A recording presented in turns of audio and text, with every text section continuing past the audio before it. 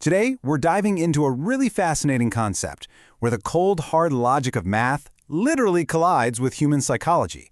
So let's just jump right in.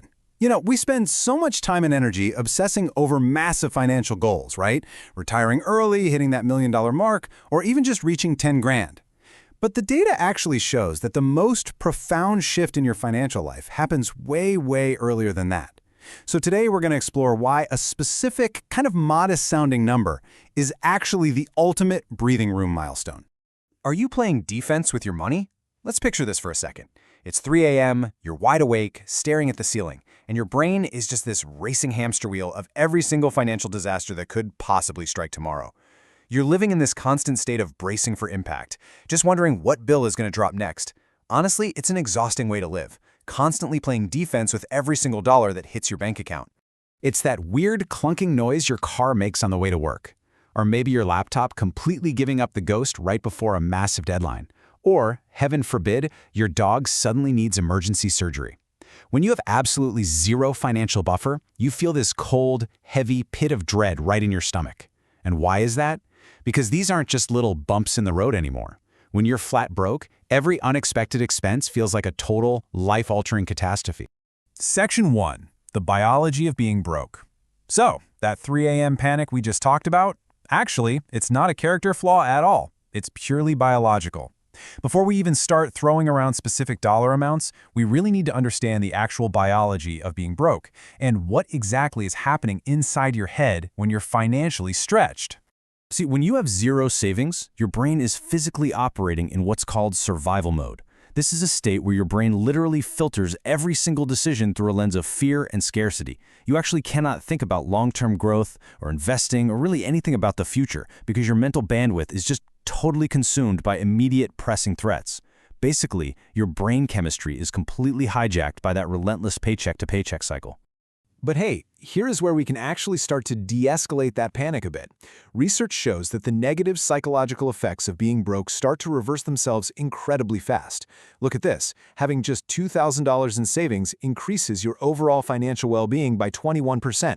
I mean, you haven't paid off your mortgage, you aren't suddenly rich, but just having that small buffer significantly alters your mental state. You literally start to reclaim your brain. And that brings us to our magic number, $5,000. This right here is the exact point, the specific micro milestone, where you finally buy back your mental energy. It's way more attainable than 10 grand or $1 million, right? But by the time you hit this $5,000 mark, you've crossed a definitive psychological threshold. You aren't just surviving anymore. You have officially bought your financial breathing room. Moving on to Section 2, the brutal math of emergencies. So why 5,000? Is it just some arbitrary number we picked out of a hat? Actually, scratch that, it's not at all. Let's look at the clear, predictable logic behind this and show exactly why 5 grand is the mathematical sweet spot for ending that financial survival mode. If we take that abstract fear of a disaster and ground it into finite, manageable numbers, we quickly see that most emergencies are actually pretty predictable. Take a typical car repair. Short of needing a brand new engine, it usually lands somewhere between $500 and $3,000. What about common household issues, like your water heater suddenly bursting? Again, $500 to $3 grand. An unexpected trip to urgent care or an emergency root canal? Yep, right in that exact same bracket. And honestly, there is massive, massive relief hidden in that math. Having just $5,000 sitting in a boring, run-of-the-mill high-yield savings account neutralizes 90% of the common emergencies that are keeping you up at night. Let that sink in for a second. 90% of life's everyday disasters are completely covered by this one single milestone. Sure, it doesn't solve every problem in the world, but it builds an incredibly effective fortress around your daily life.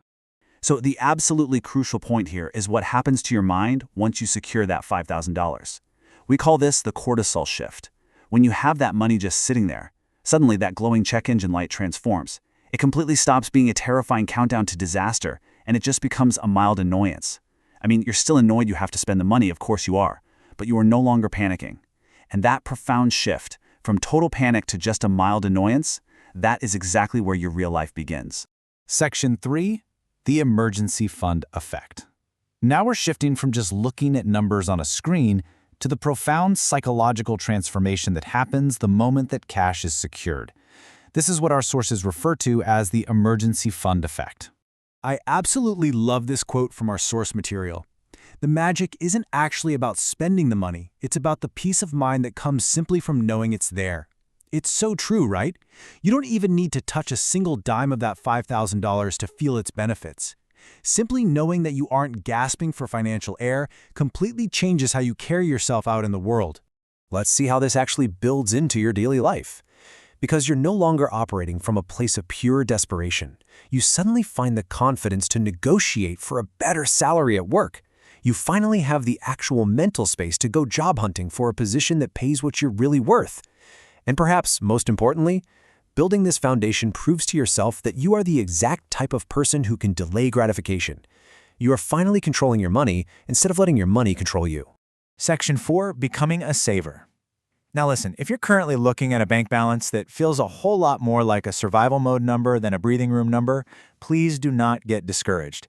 It is completely normal to feel a bit overwhelmed when you're starting from zero. But you know what? The hardest part of this entire journey isn't actually the math. The hardest part is the identity shift. Becoming a saver requires fundamentally changing how you see yourself.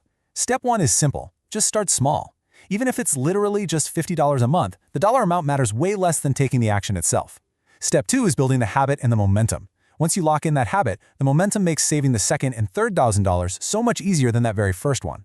And finally, step 3 is hitting your Freedom First foundation of $5,000. Because honestly, you deserve to sleep through the night without doing mental math at 3 a.m. Which leaves us with one final thought. Based on everything we've uncovered in today's explainer, are you ready to stop playing defense and finally take a breath? The data shows us exactly what it takes to buy back your peace of mind. The only question left right now is, when will you decide to start your own journey to that $5,000 milestone? Think about it. Thanks for joining us, and we'll see you next time.